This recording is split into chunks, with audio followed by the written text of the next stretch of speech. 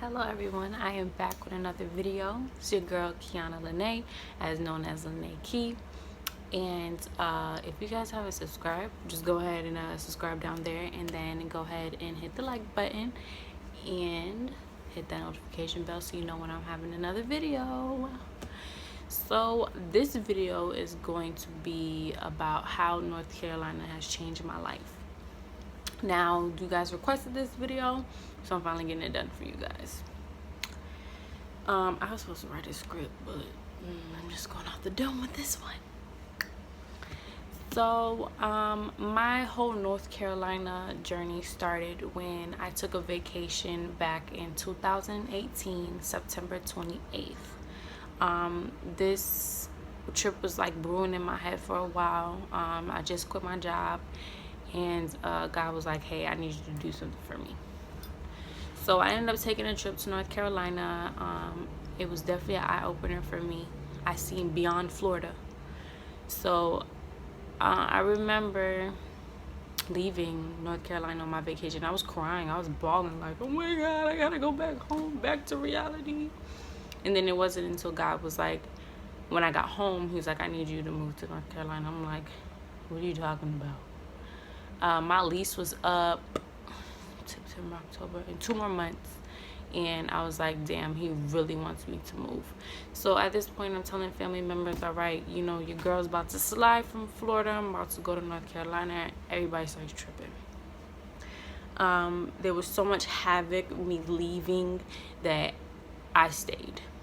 I was supposed to leave December 1st, 2018, and I freaked out because I let other people get in my head.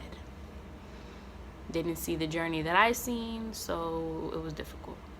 I remember talking to a friend, and I wouldn't say she talked me out of it, but I was like, okay, that sounds like a good plan, so I'm gonna go ahead and stay.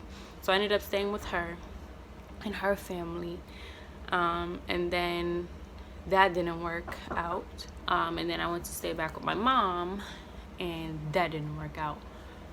And then I went and stayed with a neighbor, and that didn't work out. And mind you, every time that I took my stuff out of my vehicle and tried to put it in their place, that's when something had something happened and I had to leave. I remember the last straw, like, it was all because I wasn't listening. Like, he been told me to leave, and I'm over here trying to stay, like, no, God, I'm not ready to go. But like I said, it got worse every time. And the last straw was just like, nobody cared that I had nowhere to go. They kicked me out. Like, it was ridiculous. But like I said, it was all God. But I stayed with a friend overnight before I made my decision, and I happened to roll out. The next morning, he slid me $200, and he was like, this is what you need to go, or whatever. So when God told me that I was going to move to North Carolina, when I visited, I was riding around, obviously sightseeing and stuff, and I seen houses. So for some reason in my mind, I'm like, okay, when I move, I'm going to be staying in a big behind house. I'm going to be living good. Okay. So I remember too, before on my way there, he was letting me know, like, you're going to find your husband there, and you're going to have a baby, and also, so I'm thinking like this big old happy life thing is gonna happen when I get to North Carolina. So I get to North Carolina, and the plan that I had set up didn't work. Who I was supposed to be staying with, you know, to get all my stuff while I was there. So that plan went left, and me and my kids slept in the car first night. I was like, okay, whatever, fine. Next day, because we got in really late, so it was no point in getting a hotel or whatever. So at this point, I accepted the fact that I was gonna be homeless for a while, because I was not gonna be no big behind house like I thought I was gonna be. But I think it was like a week or two in, and I was doing it. Like, don't think that I wasn't, but it was just different, because when I got there, it was cold. It was around January 20th, 2019. And it was 28 degrees here. We're waking up in the car, 34 degrees here. And mind you, we had some winter clothes, but we didn't. But we ended up, getting some stuff here and there. But I just remember like getting up and brushing our teeth at the gas station and washing the kids up in the sink at some hotels. We stayed in some hotels some nights, but I think it was till probably, like I said, like 2 weeks into it, I was just like, no, I don't want my kids to go through this, so I called up their dad. I was like, hey, I need you to watch the kids for me. I just moved and I'm going through some changes right now and I don't want them to witness it. Mind you, they was getting sick of the situation too, so they ended up going to stay with their dad. And then that's when I came back and I was like, I'm gonna work a little bit. And I was working as a server at Old Charlie's. I was like, it's quick money, so boom, whatever. So then that's when I met my fiance, and he was staying with me the whole time, showing me the ropes around Charlotte, and helping me with the room and stuff, so I didn't have to sleep in my car. Now before that, I was sleeping in the garage to a hospital that was up the street. And like I just remember waking up in the morning. I was cold obviously, but I had my blankets, but like I knew it was time to get up, even though like it was dark in the inside of the garage. I knew it was time to get up when I heard the cars driving, because you hear do. So I was like, it's time to get up. It's like 6 o'clock in the morning. So got ready, like I never envisioned myself being homeless, because I grew up in the suburbs. Like we was wealthy and we didn't have to worry about anything. So me having to live that was something that God needed to show me, because I was so used to getting everything handed to me. And I'm like, okay, I'm gonna, like I said, like I thought I was gonna get a house, like it was just gonna be handed to me, but I had to work for it. So I was with my fiance, we was doing it, and the usual. And then at this time, I'm pregnant. I didn't know that I knew I was gonna be pregnant, but I didn't know I was gonna be homeless pregnant.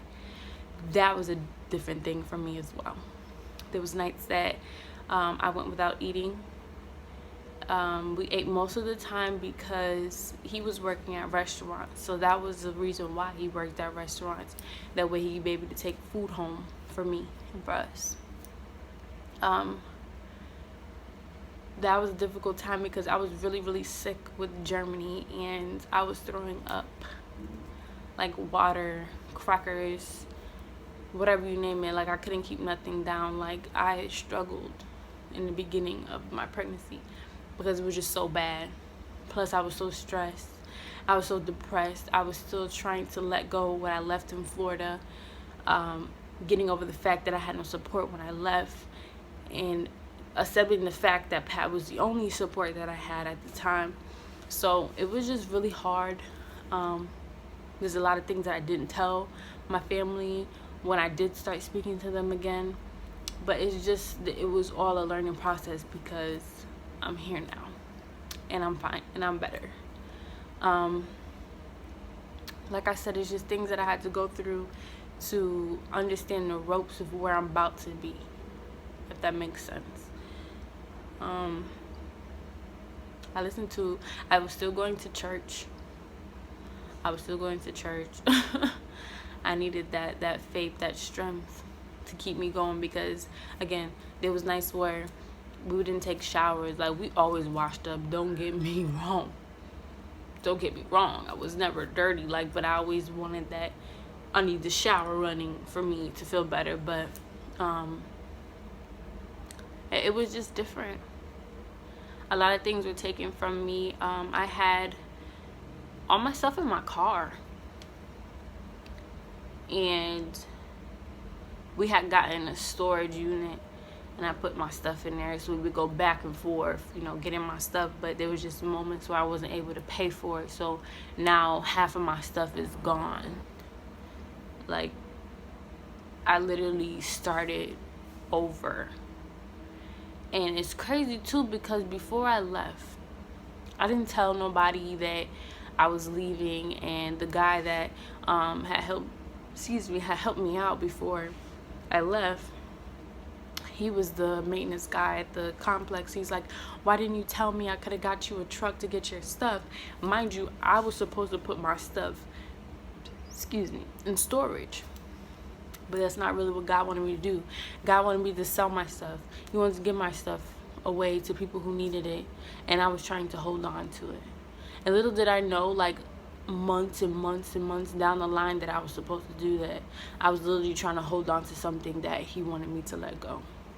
I ended up losing my storage unit in Florida. I'm talking about all my clothes, my heels, my furniture, everything that I had was gone. And it was so hard to accept. So the stuff that I had in my car was the stuff that I had in my car that I was able to pack. And when I had that storage unit here in Charlotte, I wasn't able to pay for it. Boom, my stuff was gone. So the stuff that I had was the stuff that, I was able to take out of the storage. So I had some heels there. I was mad about that. I had some jeans and stuff. Here it comes wintertime. And I don't know, it was just a lot of losses that I took. And it was meant to happen. Because like I said, I was holding on to my stuff. But God was like, baby, I need you to start over. And I'm like, no, because this is my stuff. But he's showing me later down the line, like, I have something bigger and better for you. And I didn't understand that. And it's really hard to understand that when you had so much and it's been given to you. You know what I'm saying? Without you having to really work for it. So, my mindset was very, very different after that. I was able to accept a lot of things. I remember staying with his parents for 6 months, and that was very different. I went through a little postpartum because I was alone. The only help that I did receive was from my fiance, and we were staying in his parents' house. His sister helped out here and there. I remember about to give birth, knowing that Germany didn't have a crib. She didn't have clothes like that. She didn't even have a box of diapers. I didn't have anything. So when we moved in, and I was there for like a month or whatever before I had her, but his sister gave me clothes that she had for her kids, and hand me down. I don't mind nothing about that. She had a bassinet, and then Pat was able to, he had just started working 2 days after Germany arrived, so we had diapers, she had clothes. So it was a lot of stuff that I was worried about that I didn't have at the moment, and then it came, because God always provides. So like I said, me not having anything, I'm like, okay, I know how it feels, so like I said, I used to go to the mall. I used to get my nails done. Didn't have to worry about anything. So now I'm at a point in my life now, and I'm like, okay, I didn't have that. I don't need it. So if you see me, I look good from what I have. I just know how to make the best of something that I don't have. So my kids will have before I do. Material things do not matter to me. I'll tell you that right now. Because they don't matter. Like, I was a heel fanatic, and to know that all my heels are gone, it was so heartbreaking. But it was something I had to give up. I'm gonna get more. Don't get me wrong. But it's just, like I said, it was just at that time, like, God's like, baby. He kept saying, baby. But things have turned around for me. They've gotten a lot better. I don't stress as much about things. And I'm trying to remember, was there anything else? Like, it just made me a better person. Like, and I feel like too, Charlotte, we get the 4 seasons here. In Florida, we don't. It's just like one straight weather season, you want to call it. But here, like, you actually feel the summer, spring, winter, fall. Like, it really affects you as a person. And we're in fall right now. I feel amazing this time around. You know, like, I really don't have to worry about anything because I know God will provide for me and my family. Every time. He does it every time. And that was another thing. I was a worry wart. Oh my God, babe, how are we going to get this? Oh my God, babe, how are we going to get that? Oh my God, I'm worrying about something that I have no control over. Like, none. And I always try to make my own plans. My plans are not my plans. They're his plans. Because they would mess up every time. I thought about going back home, but it wasn't until I visit back in for Mother's Day. I was like, oh, hell no, I'm not going back to Florida. Like, there's nothing here. Like, I literally went back and I was just like, it was like crickets, crickets, crickets. There's nothing there for me. But mind you, for a whole year, I was like, oh my God, babe, we need to move back to Florida because nothing's happening here. And I was tripping. I need to support with the baby. I was tripping. But it was meant for me. Well, babe had planned the trip for us to go see my mom or whatever. For me to just shut the hell up. Like, you wasn't going back to Florida. Like, I'm building a new life here. That's what he wants me to do.